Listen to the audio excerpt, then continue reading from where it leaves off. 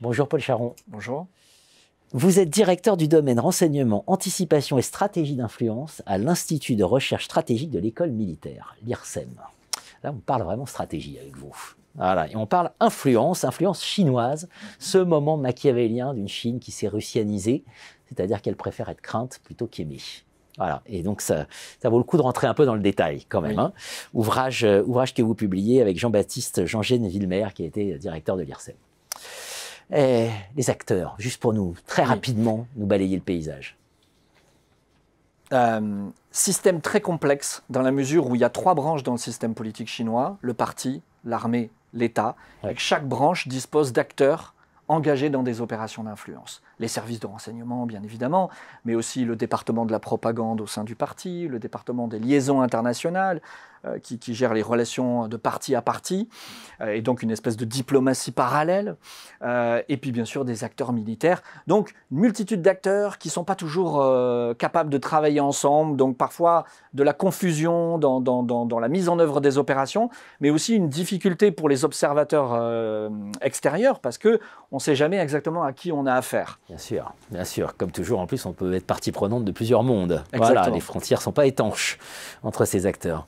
Ces acteurs agissent. Oui. Les actions de ces acteurs, elles sont incroyables. Hein. Enfin, c'est multiple. Hein. Je vous cite, diaspora, médias, diplomatie, économie, politique, éducation, think tank, culture, manipulation de l'information, et puis tous les autres leviers. Oui. Alors, ce qui est frappant, dans le cas de ces actions de la Chine, c'est l'étendue de ce répertoire d'actions, qui est bien plus étendu que celui des Russes finalement. Les Russes sont sans doute encore plus efficaces en matière d'opérations d'influence. Notamment, ils sont capables d'être beaucoup plus sophistiqués. Leurs opérations sont plus sophistiquées, plus clandestines. Les Chinois ont en revanche beaucoup plus de moyens financiers.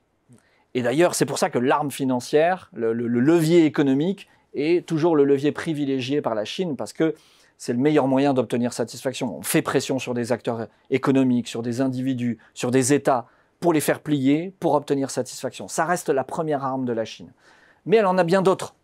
Vous citiez les médias, par exemple. On a aujourd'hui une situation catastrophique en termes de contrôle de la Chine des médias à l'étranger en langue chinoise. Par exemple, si vous prenez le cas de la France, si vous enlevez RFI, qui fait un travail magnifique, mais avec des moyens extrêmement limités, les Chinois contrôlent la totalité des médias en langue chinoise en France. Voilà. Le principal média, c'est Nouvelles d'Europe, c'est un quotidien. C'est avec WeChat, la principale source d'information pour la communauté sinophone de France. Eh bien, ce média est complètement entre les mains du PCC.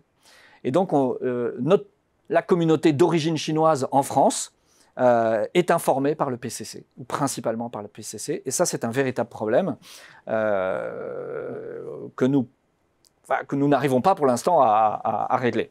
Mais ils sont aussi influents en direction des médias en langue locale, en anglais, en français, en espagnol, etc., y compris des langues plus rares, disons comme le tagalog aux Philippines, l'indonésien, etc., avec là des capacités d'action extrêmement étendues, fabrication de faux sites internet d'information, de faux comptes sur les réseaux sociaux pour diffuser des fausses informations. Astrosurfing.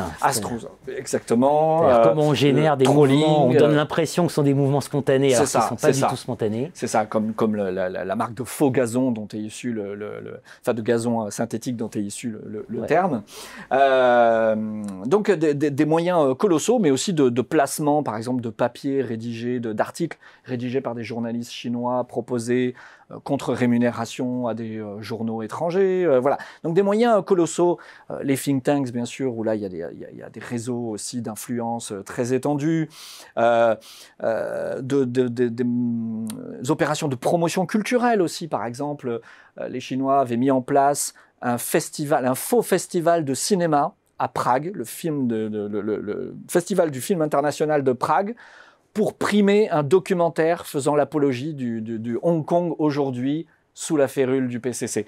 Le festival n'existe pas, mais il y a un faux site internet où dessus on peut voir que le documentaire a été primé, il y a eu des conférences de presse autour de ce documentaire, etc. Donc ils sont capables de monter des opérations de ce type assez sophistiquées.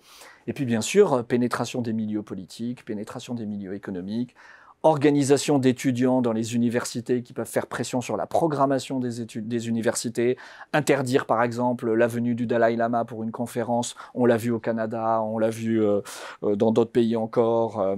Voilà, donc un répertoire d'actions qui est extrêmement étendu et qui permet à la Chine de faire plier, non seulement de manière assez ouverte, de faire plier un certain nombre d'États ou d'acteurs économiques, politiques, etc., et de manière beaucoup plus clandestine, de faire avancer ses intérêts stratégiques, qu'il s'agisse d'intérêts économiques, militaires, politiques ou autres, avec en ligne de mire, et ça il ne faut pas l'oublier parce que c'est fondamental, la volonté d'affaiblir nos sociétés.